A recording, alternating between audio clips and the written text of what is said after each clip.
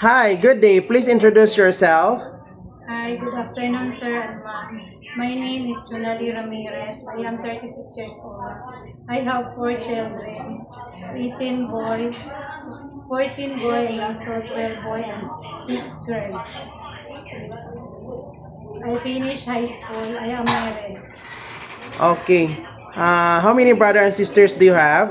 I have 4 brothers and 2 sisters. Okay. So, do you have any working experience as a housemaid? Yeah, I work in Manila for 4 years as a nanny. What are your job duties? Early in the morning, I wake them up and bring them to bath and prepare their food and also bring them to school. How old are the kids? 3 and 7 years old. You do all the household chores? Yes. In Hong Kong, if there's a newborn baby, are you willing to take care? Yes. If the baby is crying, what will you do? I'll check the diaper and I feed him a milk.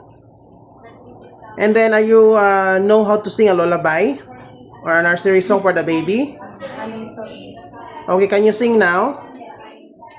Baba, black sheep, have you any wool?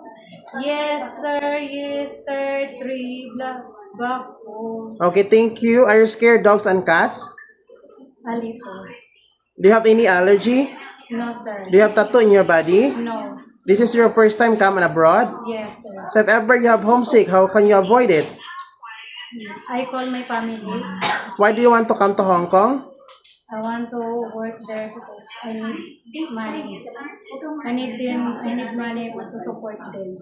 Okay, if ever the children is very naughty, what will you do? Do you have a loan pension for them? Yes, sir. Do you want them to, you do want read the book stories? Yeah, I'm willing to read them. Okay. If ever you want to come to Hong Kong, who will take care of your children? My parents-in-law. Do you know how to cook? Yes, sir.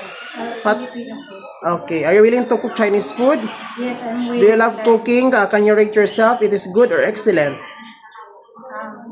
Yes, sir. Okay. So, if ever your employer requests you to do the car washing without extra pay, are you okay?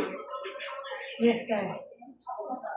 Can you assist the elder person if any elderly in the house? Yes, sir.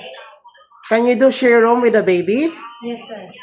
Okay, lastly, what is your message to your future employer to hire you? My mom, sir. I am a hardworking. I'm willing to learn the work there. Are you promised to finish your 2 years contract? Yes, sir. Yes, ma'am. Okay, thank you. See you in Hong Kong. Thank you, sir.